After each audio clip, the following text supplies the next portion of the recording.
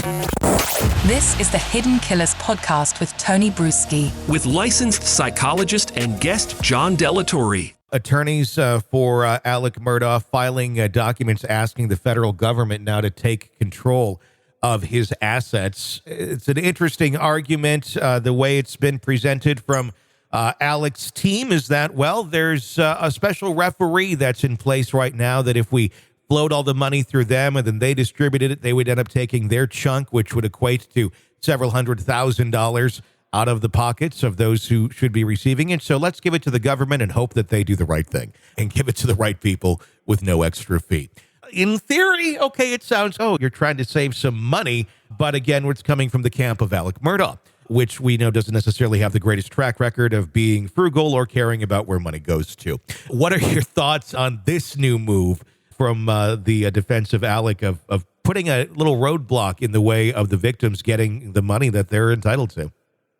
Yeah, I'm going to change that last statement that you made just before you brought me into this, where I do think he cares where the money's going to, and I think he cares that it's only ever going to him. Sure.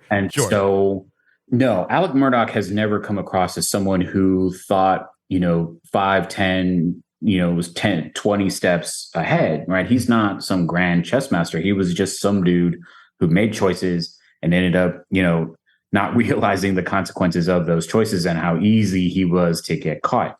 The reason why it took so long was because it was part of a, good old boy environment that was going on down there. Mm-hmm. So I do think that this is, a pot calling a kettle black. I do think that this is a little bit more ironic coming from him. So I think this is just another one of those things that he doesn't want to lose the money that he has. And so he's going with, I guess, the lesser of two, what he thinks is evils by saying that the federal government would probably only distribute the least amount of money that they need to, while these other private lawyers would probably want to take their cut and trying to make their cut as large as possible, because that's what he would do if he was in that position. Yeah, it makes you wonder about the optics of it and what they're actually attempting to do right now with the potential of a second Murdaugh murder trial down the road. It all really will depend on how this is viewed by the victims who are trying to get their money. If it comes out to them, if the government gets it and then distributes it correctly right away, it actually looks pretty good for Alex. It looks like, he's changing his ways and doing something nice and correct. Obviously, it's the attorneys if this is how this is working. But it could look the other way. If it totally puts a roadblock from them getting their money by something that they created, that could also very much work against him in terms of, look, you continue to make life miserable for these people that you've already traumatized in so many different ways.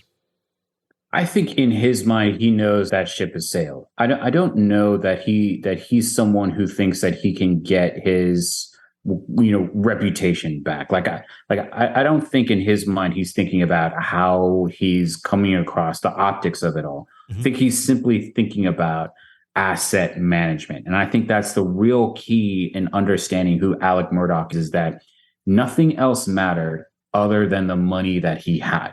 That includes people, and those people include his family. Alex Murdaugh's attorney, Dick Harpootlian, was asked just the other day if he goes to the second murder trial, will you continue to represent him? Jim Griffin also there. And they both said, yeah, we will represent him, even if, and they've said themselves, there's no money left. We will do this pro bono. Are you surprised that they would still stick with him if they're not being paid anymore? Or was there a payment in advance system going on earlier is what I'm also kind of wondering about, where some of his money went to.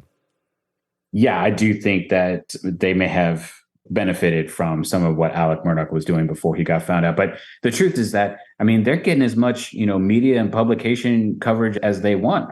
What do they care whether they get money? They were already rich, so that had nothing to do with it. Mm-hmm. If I was Alex Murdaugh, I'd be concerned because they already lost.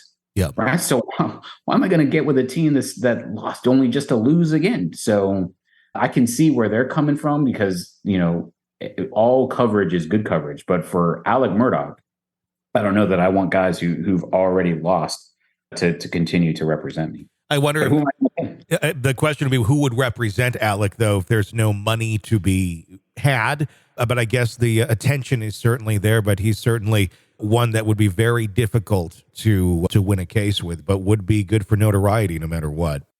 You're consuming the Hidden Killers podcast. Want more? Start binging on all of our true crime podcasts right now through Apple Podcasts and get an ad-free experience when you sign up to be a True Crime Today Premium Plus member exclusively on Apple Podcasts. More of the Hidden Killers podcast dropping soon. Press subscribe now.